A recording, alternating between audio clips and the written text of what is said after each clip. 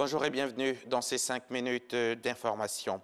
La hausse du prix de l'huile raffinée est suspendue. La hausse du prix de la farine de boulangerie également. Les premières doses de vaccins contre le coronavirus seront livrées à la Côte d'Ivoire dès cette semaine.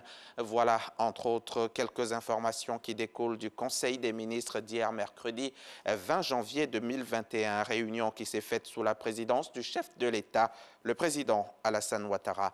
Viviane Aïma nous fera le compte-rendu complet tout à l'heure dans le 13h.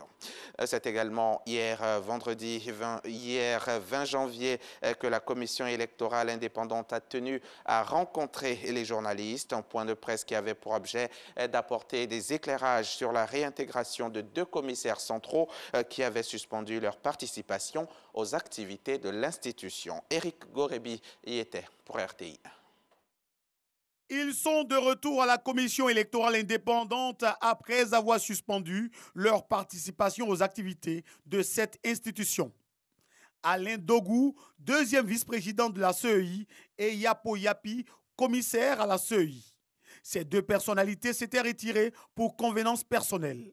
Une attitude condamnée par l'ensemble des commissaires de la commission électorale indépendante. Le 1er octobre 2020, les 13 commissaires siégeants ont jugé à l'unanimité que les motifs évoqués par les commissaires susmentionnés 30 jours avant l'élection du président de la République du 31 octobre 2020 n'étaient nullement conformes aux règles de fonctionnement de la commission électorale indépendante, notamment son règlement intérieur.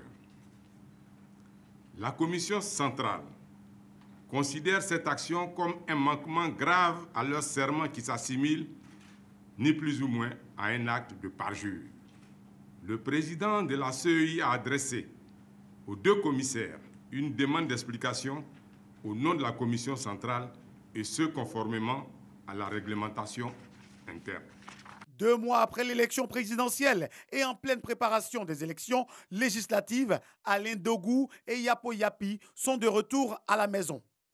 Un retour accepté par le père, mais qui n'est pas sans conséquences. Dans un souci de transparence et afin de rassurer les électeurs et les candidats, la commission centrale a décidé de leur donner un avertissement et par ailleurs de leur retirer leur zone de supervision électorale pour l'élection des députés du 6 mars 2021.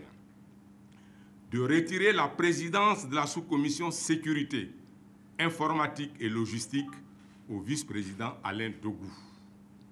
De se réserver le droit d'analyser la situation après l'élection des députés du 6 mars 2021. La commission centrale reste concentrée sur l'organisation de l'élection des députés du 6 mars 2021, dont la réception des dossiers de candidature s'achève ce vendredi 22 janvier 2021.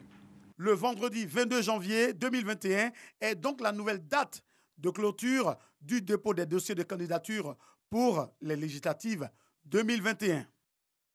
La CEI informe également la communauté nationale et l'ensemble des partenaires au processus électoral que Mme Lagou Henriette Adjoa, commissaire centrale, 2e secrétaire permanente adjointe, a notifié sa démission de la commission centrale au président de la CEI et dans une correspondance en date du 18 janvier.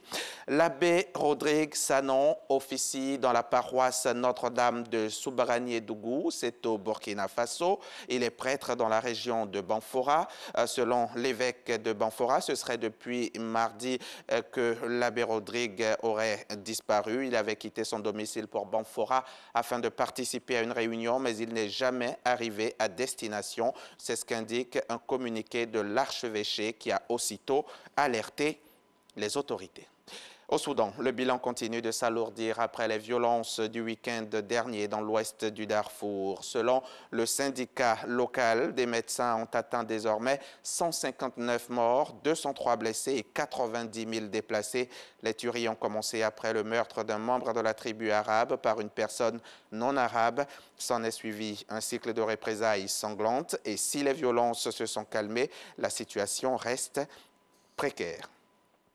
C'est la première réaction de la Chine à l'investiture de Joe Biden. Elle a sanctionné l'administration Trump. Pékin aura attendu le départ de Donald Trump pour publier son communiqué. 28 noms de responsables américains apparaissent sur le site du ministère chinois des Affaires étrangères. Parmi eux, les conseillers de la Maison-Blanche, Peter Navarro, Robert O'Brien, mais aussi les anciens conseillers de Donald Trump, John Bolton et Stephen Bannon, sans oublier Mike Pompeo, le secrétaire d'État américain. Tous sont désormais interdits d'entrer en Chine populaire, à Hong Kong et à Macao.